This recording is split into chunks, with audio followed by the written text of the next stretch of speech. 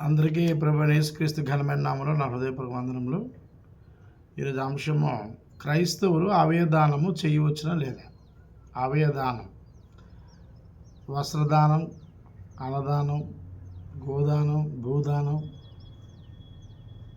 గృహదానం అన్నట్టు అవయదానం. అవయవాలంటే దీన్ని ఇంగ్లీష్లో ఆర్గానిక్స్ అంటారు. తల నుండి అరికాళ్ళ వరకు దేవుడు అద్భుతంగా సృష్టించినటువంటి మానవ దేహం లోపల ఉన్నటువంటి ఆర్గానిక్స్.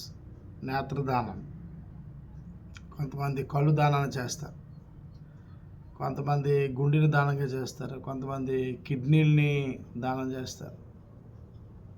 చాలా ఉన్నాయి.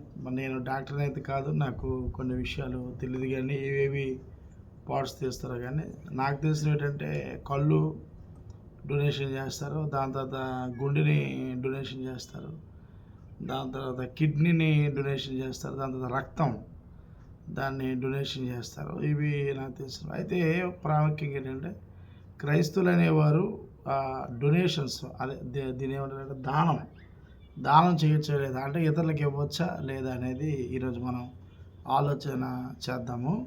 గలతీయులకు రాసిన పత్రిక 4:15 గలతీయులకు రాసిన పత్రిక 4:15 మీరు చెప్పుకున్న ధన్యత ఏమైనది, శక్యమైతే మీ కన్నులు ఊడబీకి నాకిచ్చివేసి ఇందురని మీ పక్షమున సాక్ష్యము పలుకుచున్నాను అన్నాడు. పౌలు గారు గలతీ ఉన్న క్రీస్తు సంఘం ఉన్న సభ్యులకు శక్యమైతే మీ కన్నులు ఊడబీకి నాకు ఇచ్చి వేసి ఇందురని మీ పక్షమున సాక్ష్యం పలుకుచున్నాను. అంటే ఆ రోజుల్లో ఈ కళ్ళాపరేషన్ లేవు, కానీ వారికి ఆయన పట్ల ఉన్న ప్రేమను కొలిది మీరు ఒకవేళ ఏమో నా కళ్ళు పోతే మీ కళ్ళు తీసిస్తారేమో అన్నంత ప్రేమ ఉంది అన్నట్టు బహుశా అది వ్యక్తపరిచాడేమో. అంటే అవయవదానము చేయవచ్చు, క్రైస్తవులు అవయవదానం చేయవచ్చు. అయితే ఈ అవయవదానము ఎవరికి చేయాలి అనేది మొదటగా మనం ఆలోచన చేయవలసినటువంటి విషయం. ఈ అవయవదానము ఎవరికి చేయాలి అని అంటే యోగ్యులైన వారికి, నీతిమంతులకి, పరిశుద్ధులకి, వాక్యానికి లోబడిన వారికి, వాక్యాన్ని ఉన్నతంగా ప్రకటించే వారికి, సత్య మార్గాన్ని బోధించే వారికి, దేవుని నీతిని రాజ్యాన్ని ప్రకటించే వారికి మాత్రమే అవయదానము చెయ్యాలి తప్ప త్రాగుబోతులకి, వ్యభిచారులకి, ఇలాంటి వారికి అవయదానము కానీ, రక్తదానము కానీ, గుండె దానము కానీ, కిడ్నీ దానం కానీ చేయకూడదు. ఉదాహరణకు ఒకడు తాగుబోతుడు ఉన్నాడు, ఈ తాగి తాగి తాగి 2 కిడ్నీలు పోయింది. కానీ ఇతగాడికి ఇప్పుడు ఏంటి, తాగి చెడిపోయినటువంటి కిడ్నీలకి మనకు కిడ్నీ కావాలి. అప్పుడు ఏం చేస్తాడు, ఈ ఎవరైనా డోనర్స్ వల్ల ఎదుగుతారు. ఇప్పుడు ఆయన కిడ్నీ ఇవ్వడం వల్ల ఆయన ఏదైనా మార్మన్స్ పొందుతాడా? ఏం ఉండదు. అది మళ్ళీ పికప్ అయినంత వరకు మందులు వాడతాడు, మళ్ళీ పికప్ అయిన తర్వాత యథా తథా ప్రజ అన్నట్టు, కుక్కతోక వంకరగా ఉన్నట్టు, అది ఎప్పటికీ తినకాదు. పంది తన స్వభావాన్ని కోల్పోకున్నట్లు, కుక్కతో వాంతి తిరిగినట్లు వీళ్ళు మరలా తిరుగుతారు. వ్యభిచారుడు అంతే. భార్యతో సంసారం చేయకుండా లోకంలో ఉన్న ప్రతి స్త్రీ తిరిగి పోతూ ఉంటాడు. వీడు రక్తమంతా అప్యత్తం అయిపోయింది. ఇలాంటి వాడికి రక్తదానం చేస్తామా? పరిశుద్ధులు, దేవుడు మనకి పరిశుద్ధులు ఒకటికే మనల్ని పిలిచాడు. క్రీస్తు స్వరక్తంలో కడగబడిన మనము ఎవరికి ఇవ్వాలంటే యోగ్యులైన వారికి, పరిశుద్ధులకి, నీతిమంతులకు మాత్రమే ఈ ఆర్గన్స్ ఇవ్వాలి. ఈ ఆర్గన్స్ ఏవైతే మనకు ఉన్నాయో అవి చాలా విలువైన, మీకు తెలియదు కాదు. కొన్ని కోట్లు, అంటే వెలకట్టలేనటువంటి అవయవాల లోపల ఉన్నాయి. ఇవి బట్టల షాపుల్లోనూ, కిరాణా షాపుల్లోనూ, పచారీ కొట్టులోనూ, నగల షాపులోనూ దొరికేవి కావు. దేవుడు తల్లి గర్భంలో 9 మాసాలు రూపించి అవి వాటిని నిర్మాణం చేసి లోకంలో మనకు తీసుకొచ్చాడు. అంటే ఇది ఎంత చక్కగా మనం చేయాలి, ఎంత చక్కగా వాటిని కాపాడుకోవాలి. అలాగే మనం ఎవరికైనా ఇవ్వాలి అని అంటే, లేకపోతే మంచి నీతిమంతుడు సహోదరుడు ఉన్నాడు, యవ్వన కాలంలో మంచి భారంగా పనిచేస్తూ ఉన్నాడు నీతి కొరకు, అలాంటి వాడికి ఒక కిడ్నీ ప్రాబ్లం వచ్చింది, ఇవ్వడం తప్పలేదు, మరింతగా సువార్త ప్రజలకు అందుతుంది.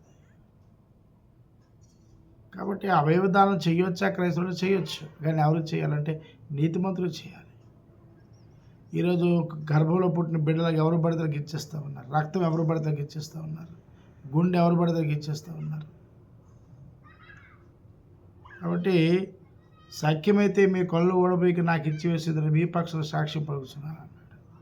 ఆ విధానం క్రైస్తవులు చేయొచ్చు, కానీ యోగ్యులైన వారికి, పరిశుద్ధులకి, నీతి కొరకు ప్రాగులాడు వారికి, దైవ నీతిని రాజ్యాన్ని ప్రకటించే వారికి, అలాంటి వారికి ఆ విధానం చేయాలి తప్ప, ఆ విధానం ఇవ్వాలి తప్ప ఎవరు బడితలకు ఇచ్చేది కాదని సంగతి మీరు ప్రేమతో గమనించాలి.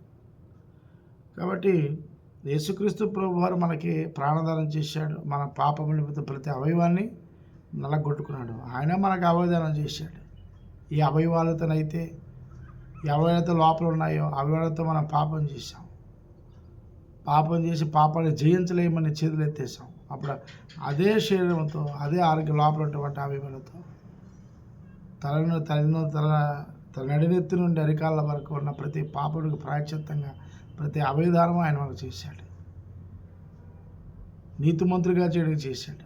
కాబట్టి నీతిమంతుల గురించి చేసేటువంటి తన ప్రాణత్యాగం, పాపుల గురించి చేసిన ప్రాణత్యాగం, నీతిమంతులు ఒకటి చేశాడు. కాబట్టి నీతిమంతుల కొరకు ఈ అవయదానం మనము చేయాలి, ఎవరు కూడా చేయకూడదు. ఇది చాలామందికి ఈ ప్రశ్న ఉండిపోయింది, చేయాలి వద్దంటే ఖచ్చితంగా చేయాలి. అది ఎవరు చేయాలి? యోగ్యులైన వారికి, నీతిమంతులకి, దేవుని సేవలో కొనసాగు వారికి, ఆ నీతి రాజ్యాన్ని ప్రకటించే వారికి, వెతుకు వారికి, అలాంటి వారికి ఎవరు తప్ప ఎవరి వరకు దానికి ఇచ్చేది కాదు అనే సంగతి మీరు గమనించాలి.